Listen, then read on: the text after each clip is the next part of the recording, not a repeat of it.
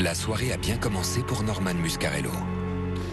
Mais il est à présent 2 heures du matin et il marche seul sur la route 150.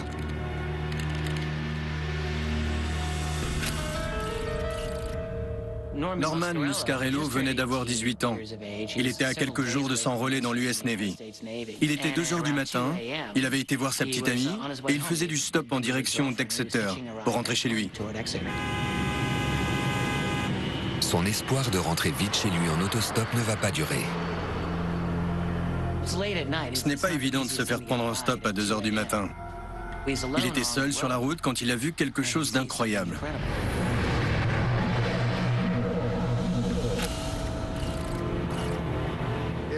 C'était une sorte de lueur au loin. Il connaissait très bien la zone. Il savait que cette lumière n'avait rien à faire là. Il a trouvé que cette lueur était assez bizarre, mais il n'y a pas prêté beaucoup d'attention. Il est tard. Le jeune homme pense que ses yeux commencent à lui jouer des tours. Il est à plus de 10 km d'Exeter et personne ne s'arrête. Qui prendrait quelqu'un en stop à 2 heures du matin?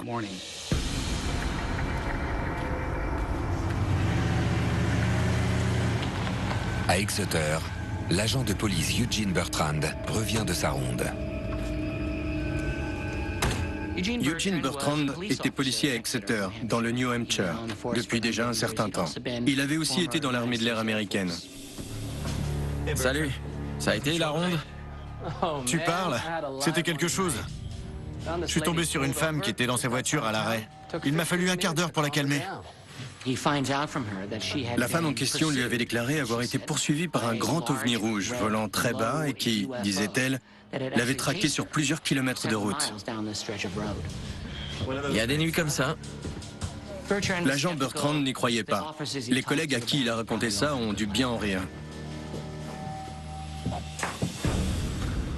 À 8 km d'Exeter, Norman Muscarello remarque à nouveau un étrange phénomène lumineux dans le ciel. Mais cette fois, il distingue 5 lueurs. Ces lumières clignotaient de façon étrange. Elles étaient rouges et s'allumaient selon le schéma 1, 2, 3, 4, 5 et 5, 4, 3, 2, 1. Ce n'était pas un avion qu'il voyait, il en était sûr. Il n'y avait aucun avion des forces aériennes américaines et aucun avion de ligne commerciale qui avait ce type de lumière. Norman Muscarello a vu ces étranges lumières s'élever et venir vers lui. Il était persuadé qu'elle l'avait repéré. Il a vu une lumière au loin qui brusquement s'est rapprochée de lui.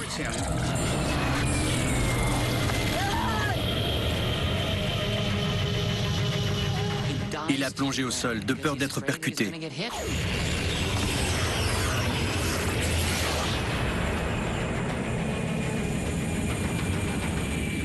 Il craignait pour sa vie. Il a vu l'objet qui s'éloignait, puis il l'a vu disparaître. Le jeune homme est dans tous ses états à ce moment-là. Il est très choqué. Il voulait à tout prix rejoindre la ville pour se rendre au poste de police. Il a vu la lumière des phares sur la route. Il s'est précipité et il s'est dit « Je vais arrêter cette voiture coûte que coûte ». Stop! Arrêtez-vous!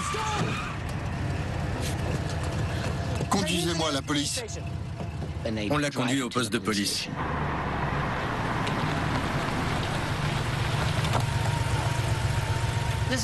C'est une ville où tout le monde se connaît et où les policiers ne sont pas très nombreux.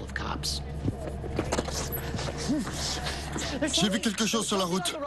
Norman Muscarello a raconté à toute allure qu'il avait vu un ovni incroyable et terrifiant, qu'il l'avait pour ainsi dire attaqué. Les policiers avaient déjà eu connaissance d'un signalement d'ovni peu avant dans la soirée. Ils étaient donc prêts à le prendre au sérieux. Vous savez où ça s'est passé? Bien sûr. Hunt, je t'appelle par radio. Les agents n'en étaient pas à se dire qu'il y avait des soucoupes volantes. Mais à ce moment-là, ils étaient au moins disposés à envisager qu'il y avait bien eu quelque chose et que ça méritait une enquête.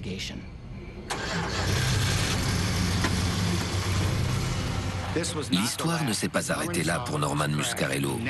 Jamais il n'aurait imaginé qu'il allait voir un ovni 2 fois la même nuit.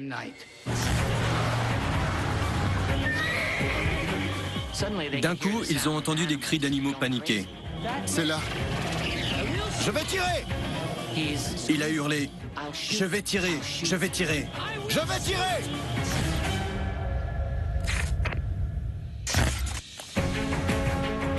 Alors qu'il fait du stop tard dans la nuit, Norman Muscarello manque de se faire renverser par un objet lumineux non identifié. Le jeune homme signale les faits à l'agent de police qui se rend avec lui sur les lieux. Ils sont partis dans la voiture de patrouille de l'agent Bertrand. Ils se sont garés dans la zone, mais rien ne se passait.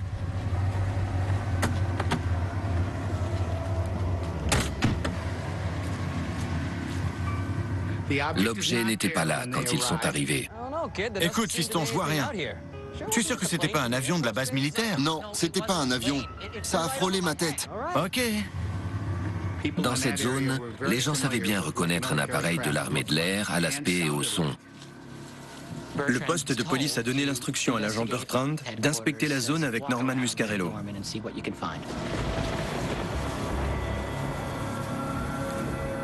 Le policier n'a rien trouvé. Il était donc sceptique, bien sûr.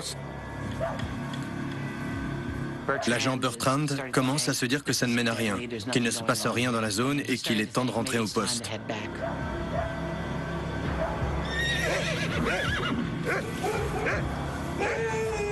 Vous entendez? D'un coup, ils ont entendu des cris d'animaux paniqués, surtout des chevaux qui hennissaient et des chiens qui aboyaient.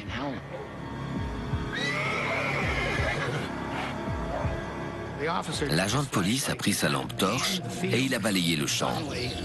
Tout à coup, un grand objet, C'est là. avec des lumières rouges clignotantes, s'est élevé. Qu'est-ce que c'est que ça? L'agent de police était stupéfait. Il a pris sa radio et il a dit « J'ai vu ce satané engin de mes yeux ». Objet en visuel. Le poste de police a ordonné à l'agent Hunt de se rendre sur place.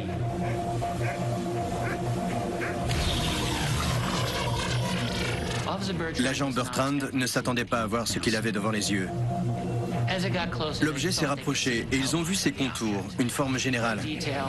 Il était rond et il avait un diamètre de 12 ou 13 mètres, ce qui représente à peu près la taille d'une grange. Norman Muscarello savait que c'était l'objet qu'il avait vu et la peur l'a saisi à nouveau. L'objet continuait à se rapprocher de l'endroit où ils étaient. L'agent a alors dégainé son arme. Je vais tirer! Le policier était dans un tel état de panique qu'il a hurlé « Je vais tirer! Je vais tirer !» C'était très tendu. On ne dégaine son arme que si on doit s'en servir. Mais l'objet commence à s'éloigner. Il s'est ravisé et n'a pas ouvert le feu.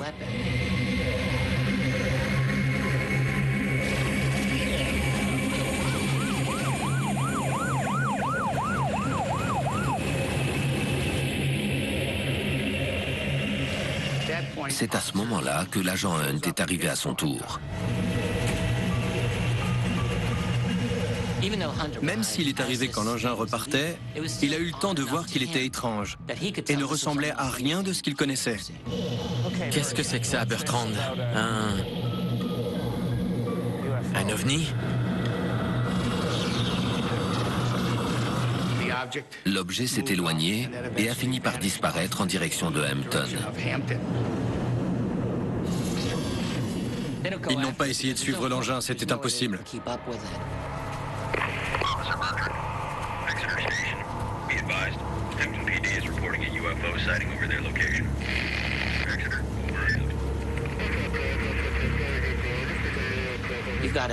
En tout, au moins 5 personnes ont vu l'objet depuis différents points d'observation et l'ont décrit de manière concordante.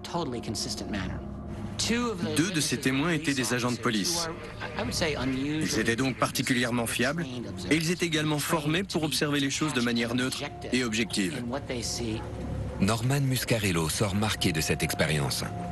Il a dit qu'il faisait des cauchemars ensuite, que parfois il avait du mal à trouver le sommeil. Ça l'a beaucoup perturbé.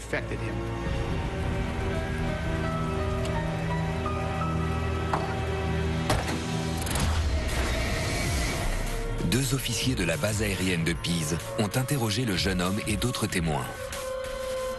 L'armée de l'air américaine a ensuite déclaré que ses témoins avaient vu un appareil participant à un exercice militaire appelé Opération Big Blast.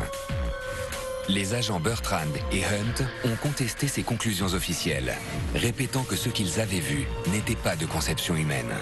L'armée de l'air a été incapable de prouver de manière irréfutable que les témoins avaient observé l'un de ces aéronefs. Elle a donc fini par qualifier l'objet de non identifié.